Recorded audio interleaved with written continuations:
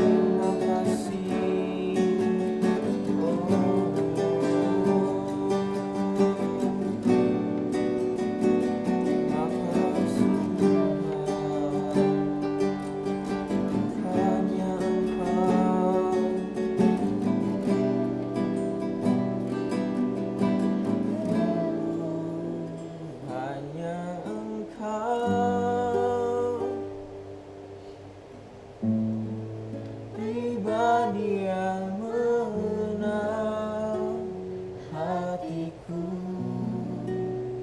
Tiada yang tersembunyi bagimu, seluruh isi hatiku kau tahu, dan bawaku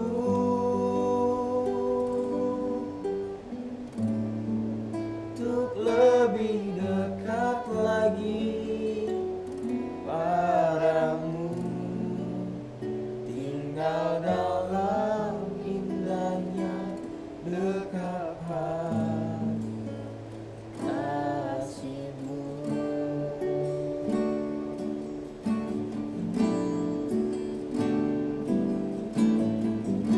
Sayang, rindu aliran sungaimu,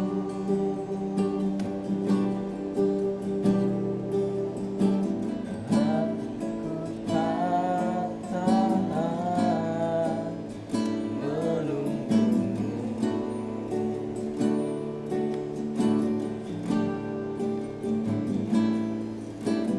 Bagai tanda kesal nanti datangnya hujan, begitu pun jiwaku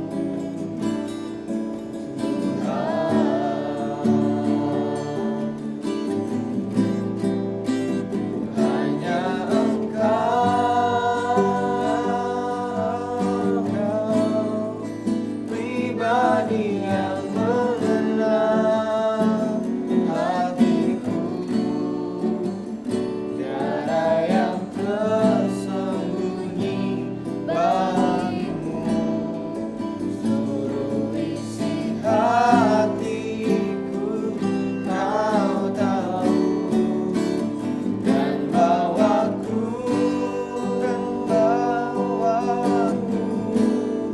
untuk lebih dekat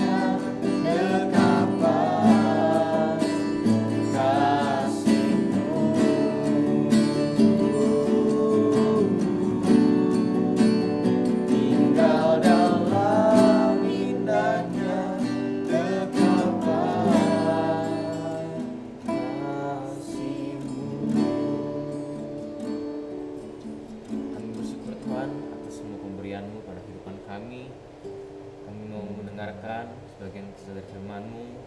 Tuhan urapi hamba-Mu yang menyampaikannya, dan Tuhan juga siapkan hati kami Tuhan, agar apa yang kami dengarkan ini dapat menjadi rema bagi kehidupan setiap kami ya Tuhan. Terima kasih Tuhan Yesus, kami siap mendengarkan firman-Mu. Hanya dalam nama-Mu kami berdoa dan mengucap syukur. Haleluya. Amin. Halo guys, balik lagi sama kita di sini di apa nih namanya nih? Sersan. Ya, Sersan episode dong, episode kedua. Oke, jadi memang kita masih belum bisa beribadah bersama di Youth Eagle ya, karena masih kondisinya begini, masih kondisi COVID-19. Jadi kita masih mau ibadah melalui siaran-siaran seperti ini. Ya, saya harap dan teman-teman juga berharap teman-teman yang di rumah menonton juga ya. Jangan di skip. Oke. Nah, pada hari ini kita mau belajar kebenaran firman Tuhan dari kisahnya Daud. Pasti udah tahu ya, Daud yang melawan Goliat. Nah, ini sebenarnya kisah ini menginspirasi buat anak-anak muda. Kenapa? Karena pada saat Daud melawan Goliat, usia Daud itu juga masih muda. Mungkin seumur kalian ini nih. Umur 15 sampai 17-an lah ya. Diperkirakan seperti itu. Nah, kalian teman-teman tahu nggak kira-kira kalau misal nih ada anak muda melawan raksasa gede gitu, bakal menang nggak sih kira-kira? Kira-kira menang sih? Mustahil ya? Nggak mungkin ya, karena lihat bodinya Goliat aja itu yang hampir 3 meter aja udah ngeri gitu. Kalau Avenger Captain America dan teman-teman tuh kesusahan melawan Thanos. Itu aja Thanos tuh tingginya 2,5 meter. Kalau baca di Wikipedia itu ya.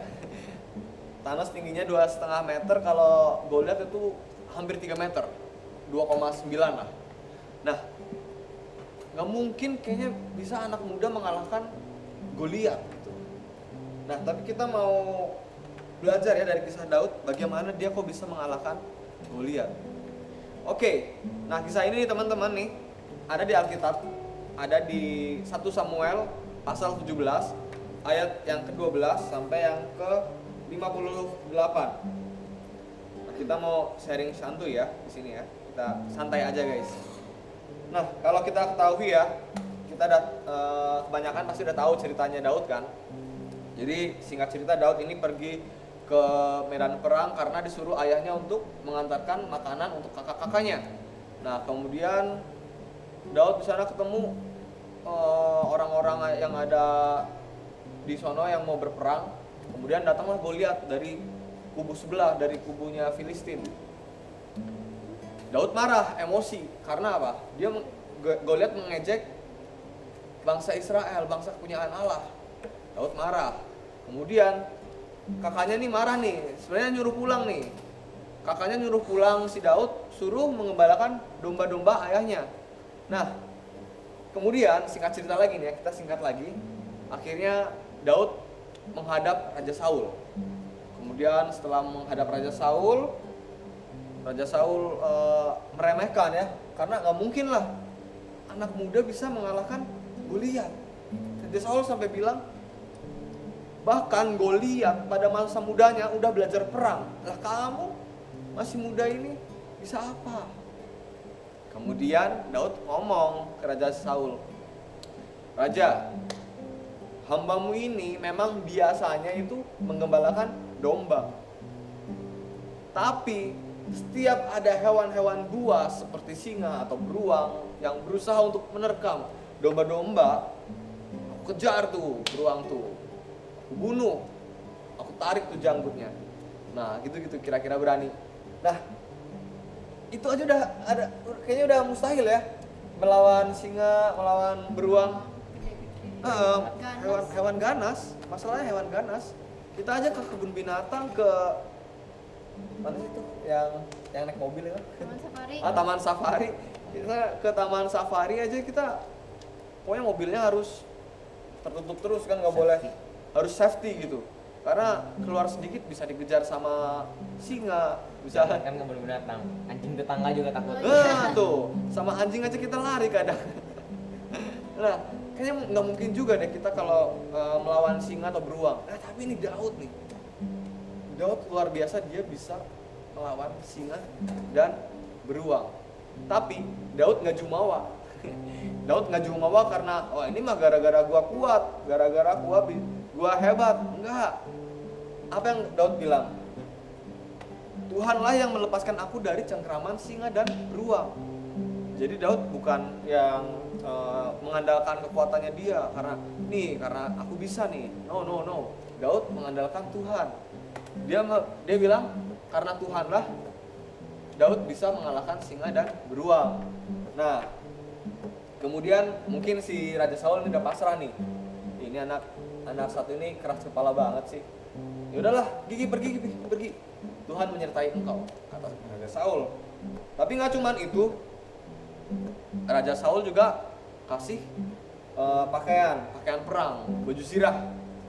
Nah, by the way nih, Daud nih kan nggak pernah perang ya. Dia dari kecilnya juga dia menggembalakan domba. Nah, dia dipakein baju perang kira-kira gimana? Nggak kuat kok. Hah? Betah lah. Nggak betah ya. Kita aja nih sekarang nih ya, kita yang biasanya menghirup udara segar, terus gara-gara COVID-19 disuruh pakai maskeran terus. Engap nggak sih? Engap kan, kayak nggak biasa kan? Bau jigong sendiri. Ya, kayak apa ya? Kayak nggak biasa pakai masker terus jadi pakai masker. Risih, gerah gitu ya. Apalagi ini Daud nggak pernah perang, dia dipakein baju perang. Otomatis baju perang itu berat. Kalau yang zaman dulu tuh, nanti mungkin ada di sini nih gambar. Gimana ya? Di sini? Di sini ya. Di sini ada gambarannya nih nanti nih. Baju perangnya kayak gimana nih? Dari besi-besi lah, dari logam lah, apalah itu. Pasti berat. Sedangkan Daud tuh masih seumuran kita lah. Masih kecil gitu. Jadi jalan aja berat. Akhirnya dia bilang ke Raja Saul, "Raja, hambamu ini nggak terbiasa pakai pakaian begini.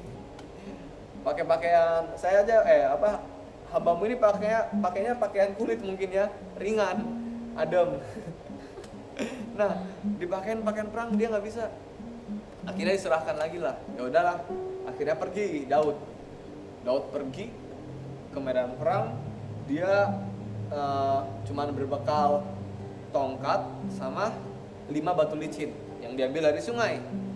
Nah, terus pergilah dia pergi ke depan, ke barisan yang paling depan, ketemu sama Goliat. Goliatnya merasa tersinggung kali ya. Dia lihat, loh, di saat bangsa Israel pada ketakutan, pada kabur, lah yang ini yang nantangin anak kecil. Si Goliat marah gitu ya, mungkin ya, kesal juga. Sampai dia bilang, "Anjingkah aku jika kau mendatangi aku dengan tongkat?" Loh, udah bawa tongkat, anak kecil lagi. Emosi. Kadang kita juga nih, kira-kira Rafael nih, kalau kita mah umuran segini mah bisa ditantangin anak TK mah malah lucu ya.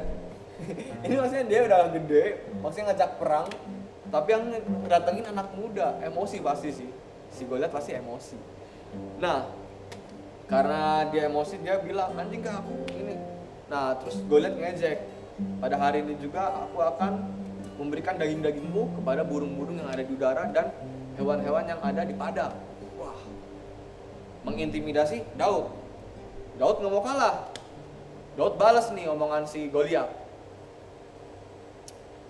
Daud bilang gini, "Pada hari ini juga Tuhan akan menyerahkan nyawamu, daging-dagingmu untuk burung-burung yang ada di udara, untuk binatang-binatang buas, binatang-binatang liar."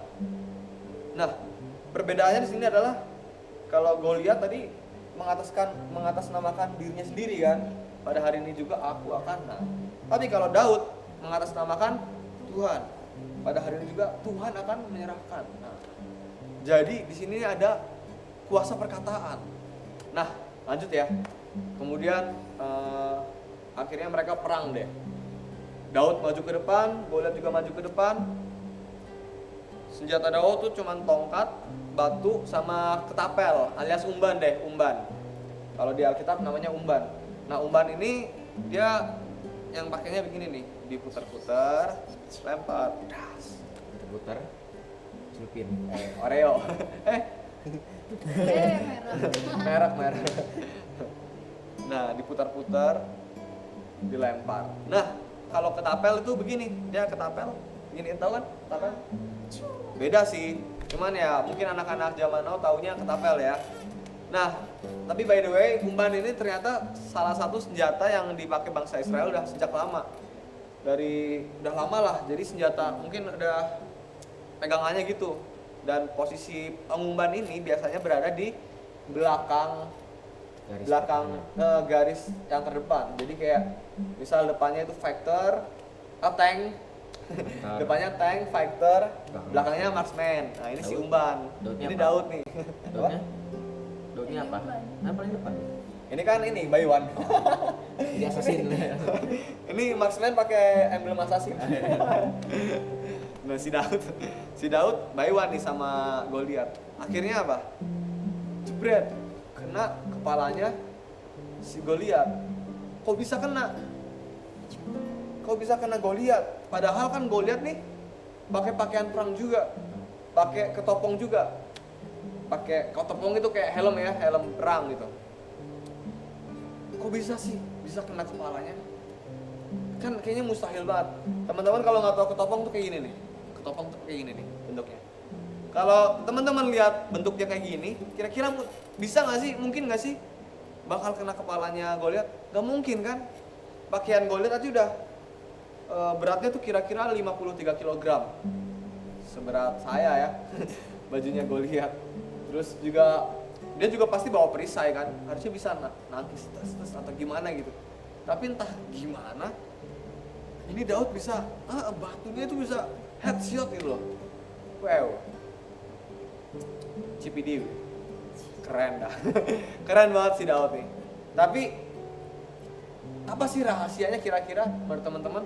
Apa rahasianya si Daud bisa mengalahkan Goliat? Nah, menurut Rafael apa nih? Kenapa? Dia terlatih. Terlatih patah hati ya, kayak dulu. Daud terlatih. Kalau menurut Cika? Berserah kepada Tuhan. Menurut Arifin? Tulis di komentar. Hah? Apa Bin? Menurut kamu kenapa Goliat Daud bisa menang melawan Goliat? Kenapa Daud bisa menang melawan Goliat? Armin cepet. Berserah kepada Tuhan. Udah. Tadi apa? Berserah sama Tuhan. Terlatih. Apa? Farmingnya cepet ya. Oke teman-teman boleh tulis komentar di bawah kalau teman-teman punya jawaban sendiri kenapa Daud bisa menang melawan Goliat ya. Oke kita lanjut. Nah tadi benar kata Rafael, kata Cika itu benar semua bahwa Daud ini terlatih. Ya Daud pasti terlatih. Dia pasti juga biasa mainan umban nih, main ketapel lah, main apa itu. Dan kemudian juga dia terlatih dalam mentalnya. Mentalnya itu pemberani cuy. Singa beruang aja dihadapin, apalagi Goliat. Gak ada takut-takutnya si Daud ini. Jadi memang harus melatih apa ya? Melatih mental, melatih fisik juga mungkin ya. Sampai nggak mungkin juga kan kurus kerempeng dia bisa mengalahkan singa atau beruang. Pasti Daud itu juga badannya rada kekar sedikit lah gitu. Rada six pack. Daud terlatih. Kemudian yang kedua, Daud berserah kepada Tuhan. Jawaban Cika. Betul juga, karena apa? Kata Daud sama Goliat nih, engkau mendatangi aku dengan pedang dan tombak dan lembing. Tetapi aku mendatangi engkau dengan nama Tuhan semesta alam, Allah segala barisan Israel yang kau tantang itu. Nah, yang kata Cika tadi, berserah kepada Tuhan. Daud berserah kepada Tuhan.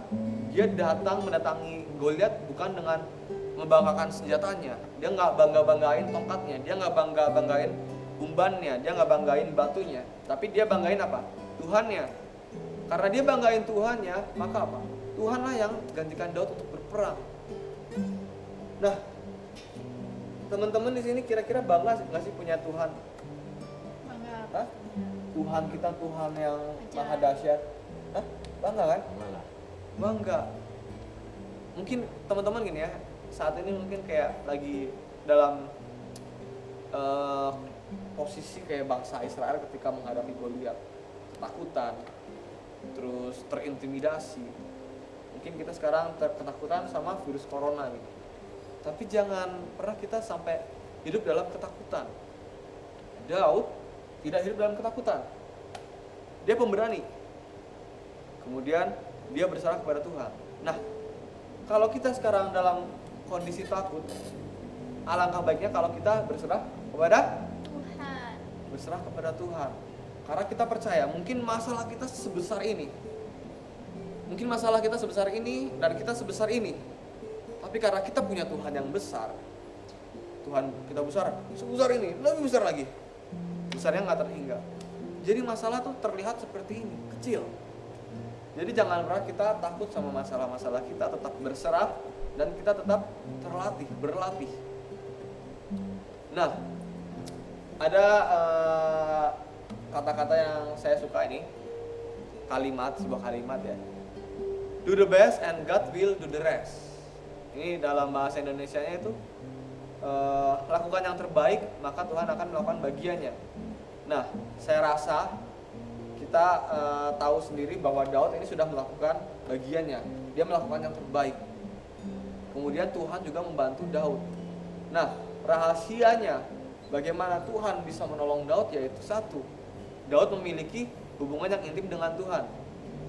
Kalau kita baca tuh ada di Mazmur dikatakan bahwa Daud itu dalam sehari itu bisa menyembah Tuhan, memuji Tuhan itu selama 7 kali. Itu waktu yang mungkin atau dia seharinya ngapain gitu, emang dia nggak rebahan gitu. Kita kan kaum rebahan gitu ya. Nah tapi kita harus teladani Daud nih, dia 7 kali loh, 7 kali dalam sehari menyembah Tuhan, memuji Tuhan. Nah kita berapa kali nih? Mungkin kita memang nggak sesempurna Daud, kita nggak bisa seperti Daud, tapi ya alangkah baiknya kita nggak pernah lupa untuk menyembah Tuhan, untuk mengucap syukur sama Tuhan, berdoa dan baca firman Tuhan. Nah, Daud mempunyai hubungan yang intim dengan Tuhan, akhirnya Tuhan selalu tolong Daud, Tuhan selalu menyertai Daud. Nah, kita juga mau semenjak kita masih muda ini, maunya tuh kita hidupnya tuh udah disertai sama Tuhan. Hidup kita itu menjadi terang karena ada Tuhan dalam diri kita. Dimanapun kita berada, kita memancarkan terangnya Kristus. Teman-teman, ada satu lagi yang bisa kita pelajari dari Daud, yaitu tanggung jawab. Daud adalah orang yang bertanggung jawab. Teman-teman tahu kenapa Daud termasuk orang yang bertanggung jawab? Kalau tahu, tulis di komentar. Kenapa Daud adalah orang yang bertanggung jawab? Seperti kita tahu tadi itu, Daud itu penggembala domba. Dombanya siapa? Domba ayahnya. Jumlahnya itu tidak banyak, cuma beberapa ekor doang. Tapi apa? Daud setia. Daud setia menjaga domba-dombanya.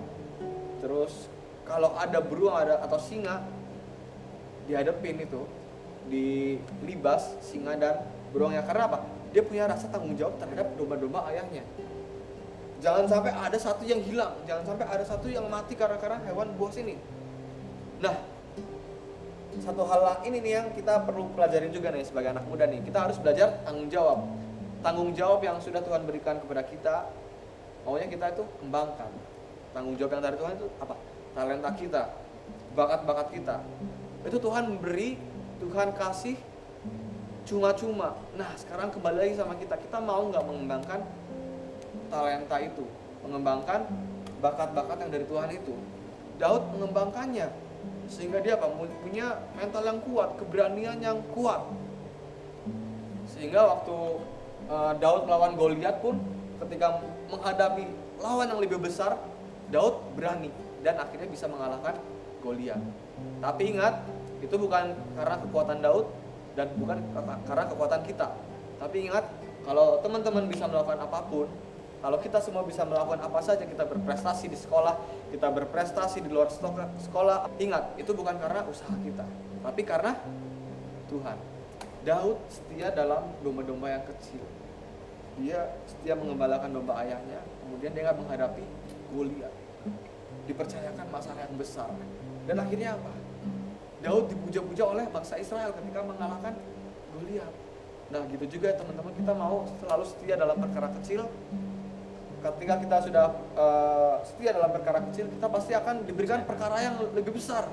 Nah, kalau dikasih perkara yang lebih besar, jangan menyerah. Balik lagi, tanggung jawab. Tanggung jawab seperti Daud.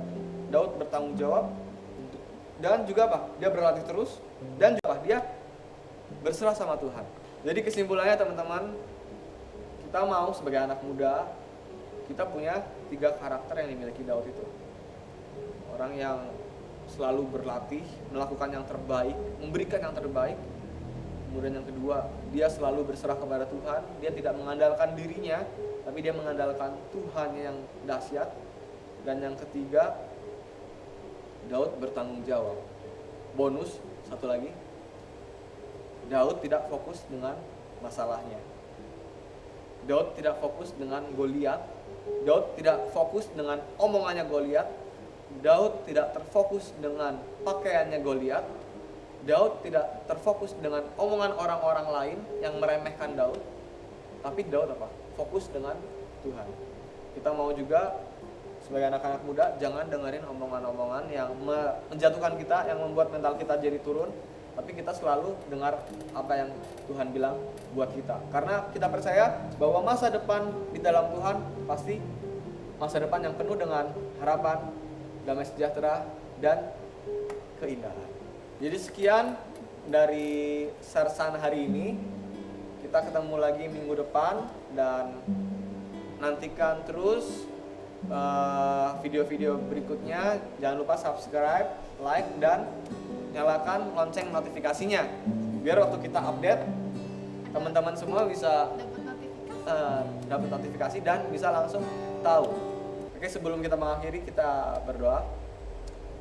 Bapak, kami mengucap syukur untuk hari yang indah ini. Kami masih bisa memuji Tuhan, kami masih bisa menyembah Tuhan. Walaupun kami berada di tempat yang berbeda, tapi kami percaya Tuhan, Engkau hadir dalam setiap ibadah-ibadah kami dimanapun kami berada. Dan kami juga sudah belajar dari kebenaran firman-Mu.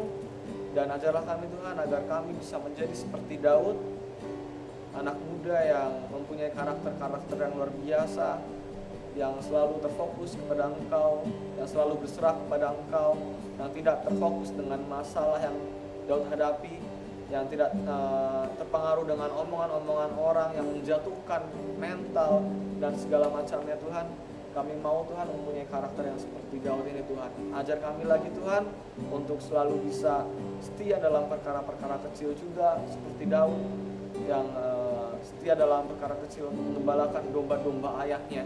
Dan kami percaya Tuhan bahwa ketika kami setia dalam perkara kecil, Engkau akan memberikan perkara yang jauh lebih besar. Kami percaya Tuhan, Engkau selalu menyertai kami. Kami percaya di tengah wabah virus corona ini Tuhan, kami percaya Engkau selalu bersama-sama kami. Dan kami percaya Engkau selalu menyertai kami. Dan kami percaya Tuhan, kami bisa menjadi terang dimanapun kami berada. Terima kasih. Apabila sebentar kami akan berpisah, kiranya perjumpakan kembali kami pada minggu depan di video-video yang akan datang. Dan biarlah setiap teman-teman yang menonton juga bisa mendapatkan berkat yang melimpah daripada Tuhan. Terima kasih. Kami alaskan doa ini di dalam nama Tuhan Yesus Kristus selamat kami. Kami sudah berdoa. Sama-sama kita katakan amin. Syukur Bapa, ku bersyukur Tuhan buat kasih setiamu di dalam hidupku. Ku bersyukur, ku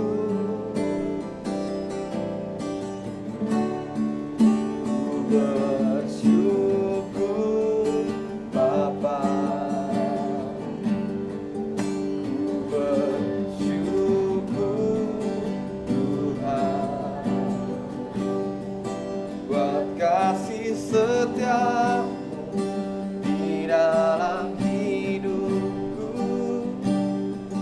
Ku bersyukur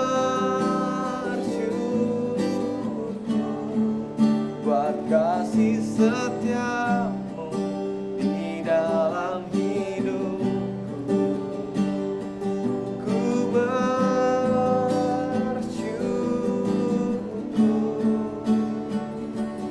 Tuhan.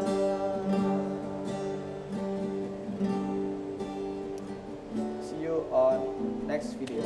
Bye bye.